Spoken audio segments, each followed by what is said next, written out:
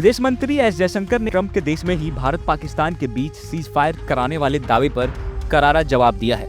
S Jaishankar ने Trump के भारत पाकिस्तान के बीच सीज फायर कराने के दावे को खारिज करते हुए कहा है कि पहलगाम में हुए आतंकी हमले के बाद भारत ने जो एक्शन लिया और फिर भारत पाक के बीच जो सीज फायर हुआ वो किसी दूसरे मुल्क के हस्तक्षेप से नहीं बल्कि दोनों देशों की आपसी सहमति से हुई थी। इसके साथ ही जयशंकर ने यह भी बताया कि पाकिस्तान ने भारत पर हमला किया, जिसके बाद भारत की जवाबी कार्रवाई से पाकिस्तान ने सीज फायर की गुजारिश की थी।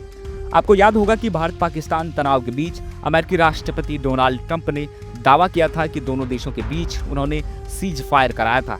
अब इस दावे को विदेश मंत्री एस जयशंकर ने सिरे से खारिज कर दिया है। न्यूयॉर्क में न्यूज वीक को दिए अपने इंटरव्यू में उन्होंने मई में भारत के ऑपरेशन सिंदूर और उसके बाद के घटनाक्रम की पूरी कहानी बयां की है। जयशंकर ने बताया कि वह उस वक्त प्रधानमंत्री नरेंद्र मोदी के साथ कमरे में मौजूद थे जब अमेरिकी उपराष्ट्रपति जेडी वेंस ने फोन पर बात की थी। उन्होंने साफ किया कि व्यापार और सीज फायर से जुड़ी कोई बात नहीं हुई थी। भारत ने पाकिस्तान की धमकियों को ठुकराते हुए आतंकवाद के खिलाफ कड़ा रुख अपनाया था। विदेश मंत्री ने कहा, मैं उस वक्त कमरे में मौजूद था जब पीएम मोदी को अमेरिकी उपराष्ट्रपति जेडी वेंस का फोन आया था। इस दौरान व्यापार और सीज फायर को लेकर कोई बातचीत नहीं हुई।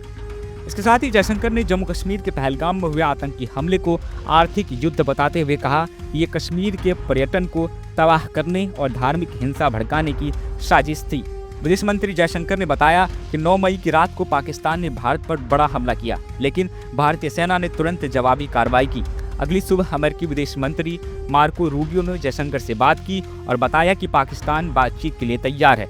उसी दिन दोपहर में पाकिस्तान के director general of military operations major general Kashif Abdullah ने भारतीय समकक्ष लेफ्टिनेंट जनरल राजीव घई को फोन पर सीज फायर की गुजारिश की। विदेश मंत्री ने कहा, मैंने खुद देखा कि क्या हुआ।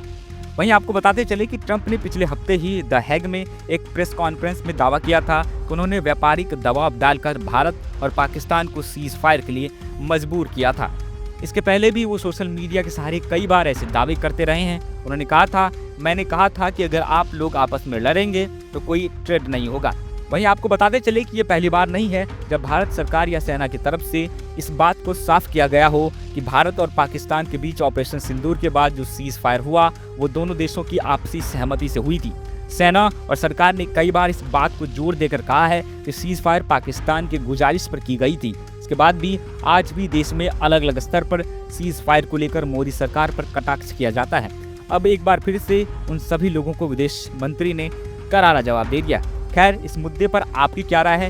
क्या आपको भी लगता है कि भारत और पाकिस्तान के बीच जो सीज फायर हुआ वो ट्रंप या अमेरिका के हस्तक्षेप से की वजह से हुआ या फिर दोनों देशों ने अपनी आपसी सहमति से सीज फायर किया? हमें अपनी राय कमेंट में ज़रूर बताएं।